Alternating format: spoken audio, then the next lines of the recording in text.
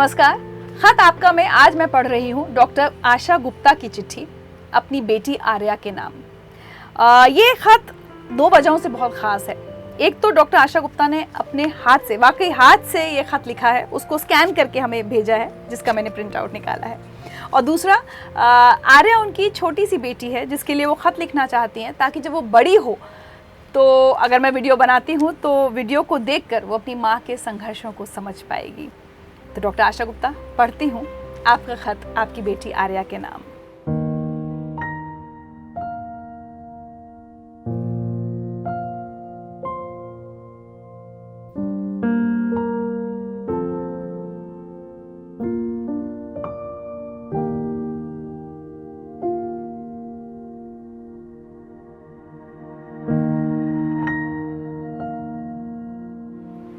आर्या मेरी बेटी, प्यार से बुलाते हैं हम लोग उसको।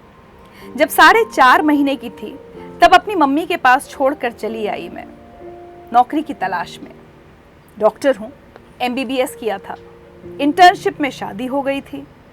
कुछ ही महीनों बाद शादी के मैं प्रेग्नेंट हो गई। पहली बार माँ बनने का एहसास, खुशी बहुत अलग होती है। प्रेगनेंसी के समय अपने मायके अपनी माँ के पास चली आई।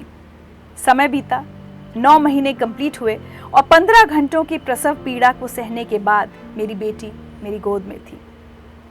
प्रसव पीड़ा एक ऐसा दर्द है जो नारी को और अधिक सहनशील और धैर्यवान बना देता है। जो भी इस पीड़ा को महसूस किया होगा वह जरूर मेरी भावनाओं को समझेगा। मदरहुड भी एक अलग जीवन है, इसको व्यक्त नहीं किया जा सकता शब्दों में। एक्सक्लूसिव ब्रेस्ट फीडिंग 4 महीने की होती है। मैंने आर्या को 4.5 महीने अपना दूध पिलाया और एक दिन सोच लिए दिल्ली जाने का। बहुत तकलीफ हो रही थी अपनी बेटी को किसी और के पास छोड़कर जाने में, चाहे अपनी माँ ही क्यों ना हो। 800 किलोमीटर का सफर कई हजारों का लग रहा था। पति से मिलने की खुशी कम, बेटी से बिछड़ने का गम ज्यादा लग रहा था। वो भी एक दिन था, कट गया। करियर और बेटी की परवरिश में मैंने करियर को चुना। भगवान परीक्षाएं बहुत लेता है और हम लोगों को देना भी पड़ता था।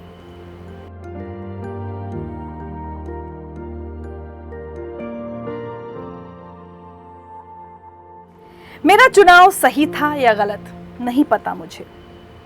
मेरी माँ ने मेरी बेटी की देखभाल बहुत अच्छे से की है। शायद मैं नहीं कर पाती, बहुत आलसी हूं मैं। दिल्ली आने का सोचना ही अपने आप में रोंगटे खड़ा कर देने वाला दृश्य था।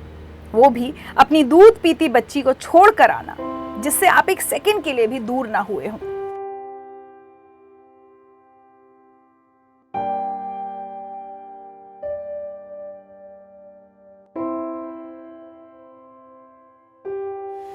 लोगों ने बहुत ताने कसे, इतनी छोटी बच्ची को छोड़कर कैसे जी लेती हो तुम, बहुत कठोर हो, थोड़ी भी दया नहीं है, पत्थर की हो गई हो।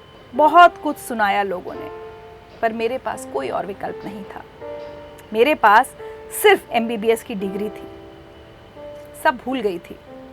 नौकरी करना था मुझे और आगे MD भी। मैं किसी को कोई सफाई नहीं देना चाहती थी, इसलिए सिर्फ सुनती थी और आज भी सुनती हूँ।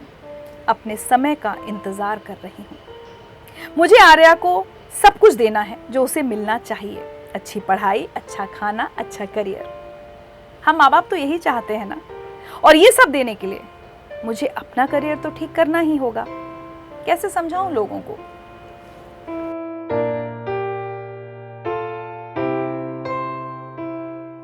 आर्या के पापा भी कठिन परिश्रम कर रहे थे, इसीलिए उन पर भी भार या बोझ नहीं बनना चाहती थी।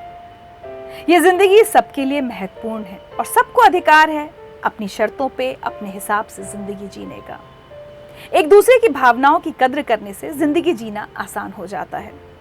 मेरी मम्मी पापा ने मुझे समझा और अपना पूरा सहयोग दिया इस सफर में। जब भी मैं मायके जाती, लोग यही पूछते, बेटी को कब ले जा रही हो अपने साथ? और मैं हंस के बोलती, बस अगली बार। क्योंकि कुछ सवालों का जवाब इंसान को खुद भी नहीं पता होता। कब, क्यों, क्या, कैसे, कहाँ। बहुत कम मिल पाती हूँ आर्या से, साल में 3-4 बार, कुछ दिनों के लिए। वीडियो कॉल ना होता तो और भी मुश्किल होता, लेकिन जब भी मिलती हूँ उससे उसका स्पर्श, उसकी मुस्कान, उसके छोटे छोटे हाथ पांव बहुत कुछ कह जाते हैं। देखा ही नहीं ठीक से उसको बड़े होते हुए।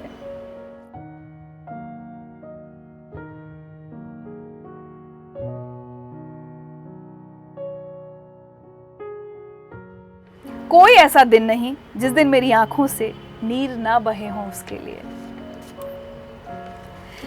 हे ईश्वर, अपनी माँ की आवाज से देखा है आर्या को बड़े होते हुए। चलने लगी है सहारे से, दांत निकल आया, मम्मा बुला रही है। सोचती हूँ जब बड़ी होगी तो क्या वो मुझे समझ पाएगी? स्वार्थी माँ तो नहीं बुलाएगी।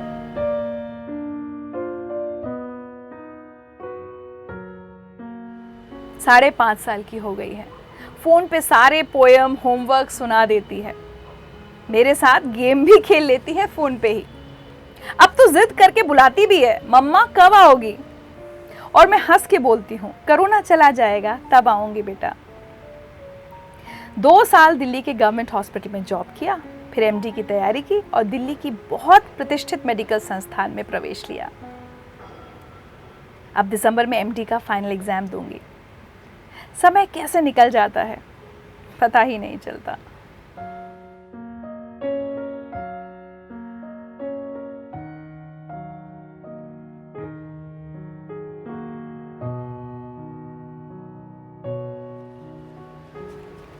आजकल कोविड-19 वार्ड में ड्यूटी कर रही हूँ। आर्या को अपना फोटो भेजा तो बोलती है, मम्मा आप तो रोबोट लग रही हो। माफ़ करना आर्या बेटा, तुमको समय बहुत कम दे पाई हूँ। डॉक्टर बनना मेरा उद्देश्य था, उसी को पूरा कर रही हूँ।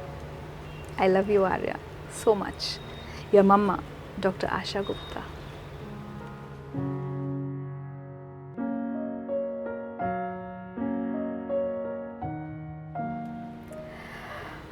डॉक्टर आशा, आपके इस खत से ना बहुत सारी वो माएँ रिलेट कर पाएंगी जो जूझती हैं इस संकट से कि अपने बच्चे की देखभाल भी करनी है और उसको एक अच्छा सुनहरा भविष्य देने के लिए मेहनत भी करनी है। सच कहूँ तो आज दिन में आपका खत पढ़ रही थी तो मुझे रोना आ गया, क्योंकि मुझे अपना वो वक्त याद आ गया जब मैं अपनी 6 महीने की बेटी को लेकर दिल्ली नोएडा आई थी और यहाँ एक बहुत छोटे से एक कमरे के घर में मेरी माँ, मैं और मेरी बेटी रहते थे। और जैसे आपकी माँ आपकी बेटी को संभाल रही है ना, मेरी माँ मेरी बेटी को संभालती थी।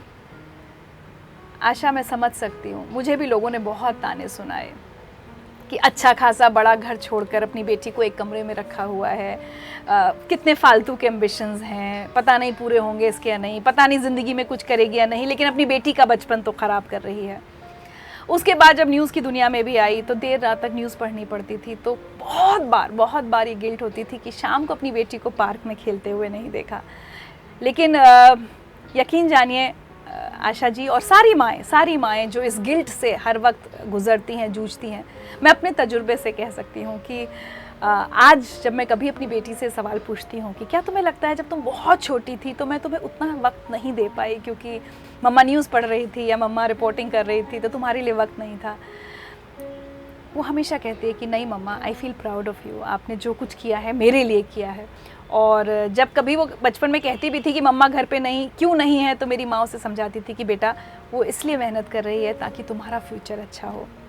सो ऐसे सभी मदर्स को मैं कहना चाहती हूँ कि गिल्ट में मत जीती रहिए। लोग तो सुनाते हैं, लोगों का काम है कहना, बहुत सारे लोग ताने मारते हैं, लेकिन एक माँ के प्यार को अगर कोई नहीं समझता तो गलती माँ की नहीं है, उन लोगों की है। आप अपनी मेहनत भी कीजिए, अपनी बेटी के लिए जो भी आपको काम करना है वो कीजिए, उनको पूरी ममता, पूरा प्यार दीजिए और यकीन जानिए कि जब वो बड़े होंगे तो आपकी मेहनत का पूरा सम्मान करेंगे।